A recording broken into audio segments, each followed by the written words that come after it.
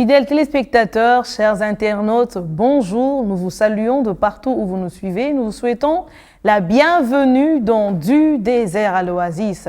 Avec vous, nous parlons donc de comment vivre l'oasis dans le désert de la vie. Oui, parce que nous le disons, le désert se rencontre dans plusieurs situations de la vie, dans plusieurs domaines. Ça peut être dans la famille, ça peut être dans la vie professionnelle, ça peut être dans les finances, dans les relations.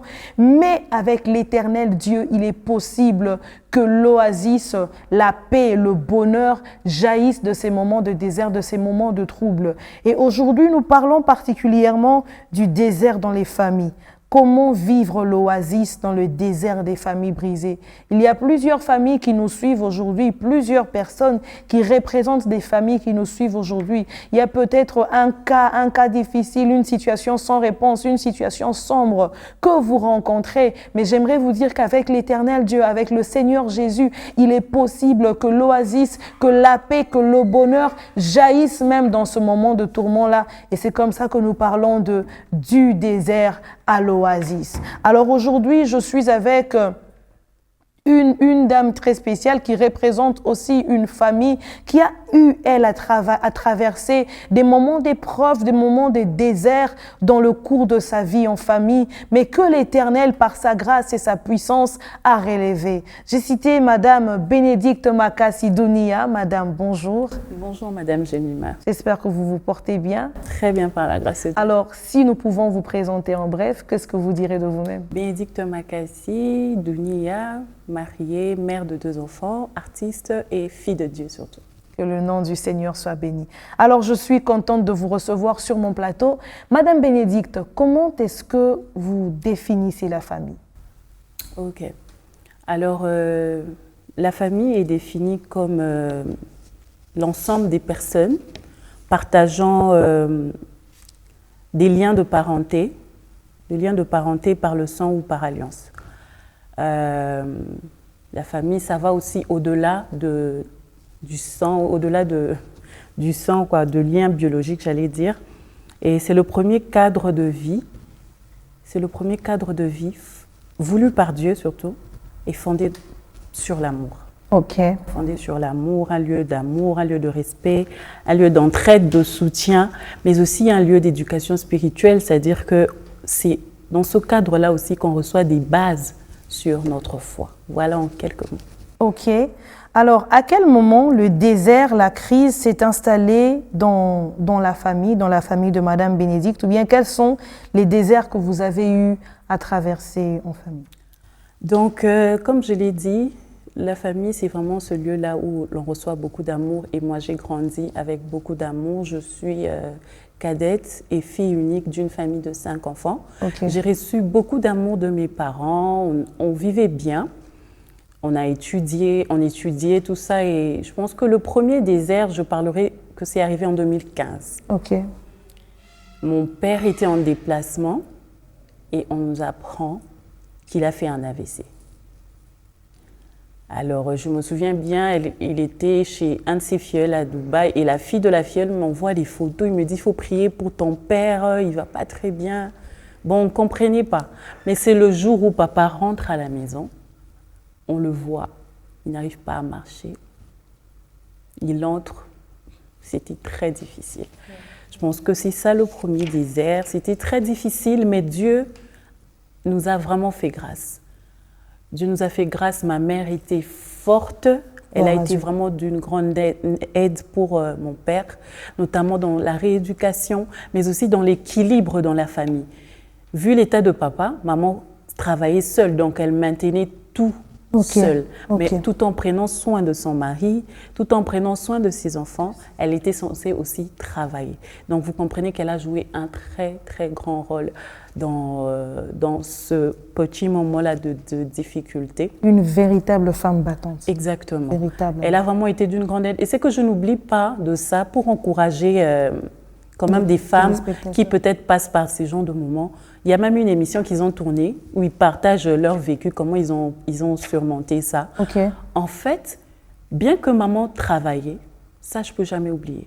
Quand on l'a payée, elle ramenait l'argent et donnait à papa. Wow. Que ce soit pour ses besoins. Wow. C'est papa qui devait donner. Donc, c'est quelque chose qui m'a toujours marqué. Et j'encourage aujourd'hui, nous, jeunes mariés, jeunes femmes, on dit souvent pour le meilleur et le pire, mais on ne s'imagine pas quand le pire arrive. Beaucoup aujourd'hui, on parle de divorce à gauche, à droite, mais je pense que nous devons revoir cette façon de faire, être là, réellement là, et par l'aide de Dieu. Tout s'est bien passé, papa s'est en sorti. En tout cas, voilà, le premier. Par la grâce de Dieu, mais aussi par là, Dieu a utilisé maman, une femme qui était battante, elle est restée forte près de son mari, mais aussi près de ses enfants, parce que j'imagine que le moral de votre côté aussi était bas, mais il fallait être fort et pour papa et pour que maman réussisse à tenir. Exactement. Ça, c'est vraiment une résilience. Mais vous avez dit que c'était le premier désert. Y en a-t-il eu d'autres? Exactement. Donc, je pense 7 ans, en 2022, je pense 7 ans après ça, c'est maman qui tombe malade. La forte est tombée malade. Vous voyez, dans tout ce qu'elle était, voilà, elle tombe malade, on ne sait pas ce que c'est, on va à gauche, à droite, de diagnostic en diagnostic, finalement, on découvre que c'était un cancer. Un cancer, voilà. Elle a commencé, elle devait faire des séances de chimio pendant 6 mois, si je ne me trompe pas. En tout cas, elle s'est battue. Elle s'est battue, mais vous pouvez, ensemble avec moi, réaliser combien ça pouvait être dur, parce que c'était elle la forte. C'était elle qui maintenait la famille. Mais en ce moment-là, elle était faible. Bien que dans sa faiblesse, elle s'est battue, elle faisait la dure. Je me souviens de plusieurs fois où elle pouvait cacher la douleur parce qu'elle ne voulait pas qu'on puisse voir. Montrer. Mais non, il y a des nuits où elle ne dormait pas. Elle criait des douleurs et tout. Mais c'était difficile. Et puis, après la chimio, tout s'est bien passé. Elle devait passer par une opération. C'était difficile, mais Dieu a fait grâce, ça s'est passé. Après, c'est rétabli. En tout cas, je pense que c'était en avril 2024, mars. Alors, Bénédicte, tu me dis, Madame Bénédicte, maman a été opérée. Elle s'est relevée. Donc, l'espoir renaît dans vos cœurs. La joie revient. Beaucoup. Seigneur, nous te bénissons. Vous avez célébré le Seigneur. On était vraiment aux anges parce qu'elle a bien répondu à la chimio. L'opération s'est très bien passée.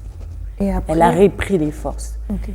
Et puis, en mars, elle rechute. Elle rechute encore. On voit que le ventre commence à enfler. Qu'est-ce qu'il y a? On va à gauche, à droite. Et puis, elle ne tient pas. Elle ne tient pas. En avril, elle part. Oh my God. Quel choc.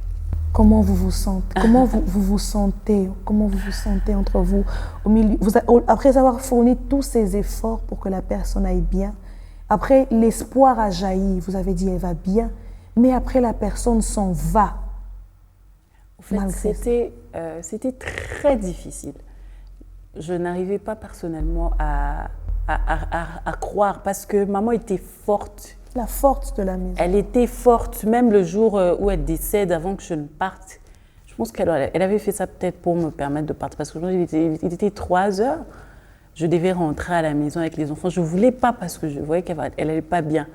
Mais elle a fait semblant de manger. Quand je pars, après moi, elle part. C'était un très grand choc et je ne sais pas comment expliquer parce que j'étais très proche de ma mère. Pour ceux qui nous connaissent, j'étais très, très proche de ma mère. C'était une amie, c'était tout. La confidente. On s'appelait souvent poubelle. Donc je déverse. Elle vient déverse son passé. Mais j'étais très proche. Alors, c'était comme une cassure. C'était très difficile pour moi. Et à combien plus forte raison pour mon père? À combien plus forte? Celui que maman a soutenu. D'abord, ils sont mariés, premièrement. 37 ans. Et à l'époque, 37 ans de mariage. Et il a traversé la plus grande épreuve de sa vie. Cette femme l'a soutenu. Exactement. Elle a été là. Et en ce moment-là où il commence à se relever, cette femme qui était comme son pilier, le pilier même de la famille, elle s'en va. C'est en ce moment-là, au fait, qu'on ne savait pas comment il allait réagir. Et c'était ça la plus grande crainte. Mais Dieu, je ne sais pas comment il a fait. Je ne sais pas, parce qu'on avait peur à l'annonce du décès de maman, comment il va réagir. Mais Dieu travaille toujours. Dieu travaille toujours. Oui.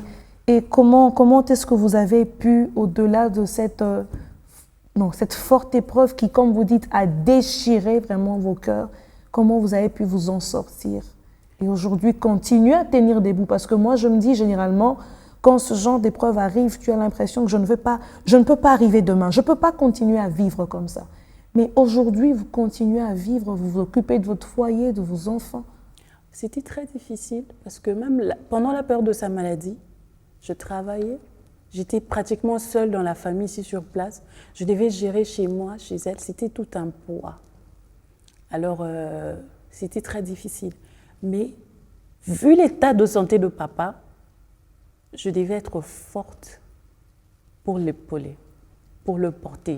Je me souviens de combien, parce que je dormais même avec lui après le décès, de maman. Parce qu'on ne pouvait pas le laisser comme ça. Donc, il pleurait à tout moment. Je devais être là, l'entendre, jouer vraiment à la psychologue, c'est-à-dire toi-même. Au fait, c'est comme si en ce moment-là, tu souffres, mais tu te retiens. Donc, quand tu l'entends pleurer, tu l'entends parler, ça te brise au-dedans. Mais tu es là, tu l'entends, tu l'encourages. Et le Seigneur m'avait inspiré le passage, je pense que c'est Paul qui dit « La joie du Seigneur est ma force ». Alors, je l'encourage et je dis « Papa, pleure, sors ce que tu as ».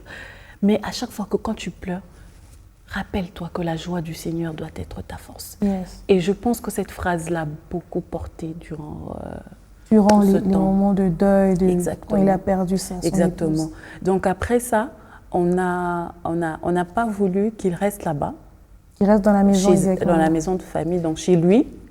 On a voulu qu'il vienne chez moi pour que j'ai la facilité de le suivre et puis l'aider à changer, à sortir un peu de l'environnement. D'air, mais avant que tu n'arrives là, je me rappelle que j'étais aux obsèques de maman, je me rappelle que tu as fait une crise, je me rappelle que tu soutenais papa. Tu soutenais papa pour éviter qu'il pleure, qu'il tombe. Mais à un moment donné, c'est retombé sur toi, tu t'es pratiquement évanouie. Et alors, je suis en train de me demander, mais celle-ci qui soutenait son papa pour qu'il ne puisse pas chuter, elle-même, c'était compliqué pour elle. Mais comment tu t'es relevée? Je sais qu'il y a des larmes, mais il y a des personnes qui aimeraient quand même. Exactement. Je ne sais pas comment expliquer ça, mais je pense que c'est Dieu. C'est Dieu. C'était pas facile pour moi. En fait, j'étais censée étouffer ce que j'avais. J'ai pas pu extérioriser parce que dans ce genre de moment, c'est important d'extérioriser. Oui. Mais vu ma situation, je devais être, si je peux prêter vos mots, l'oasis de mon père, en fait. Alors, pardon. Pleurez, madame.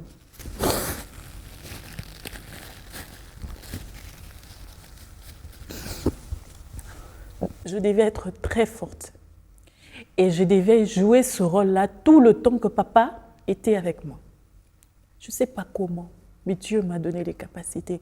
C'est vrai qu'il y avait des moments où je n'allais pas bien, mais Dieu a mis autour de moi, je pense, des gens qui m'ont beaucoup aidée.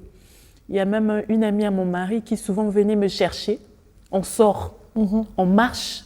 En marchant, je me défoule.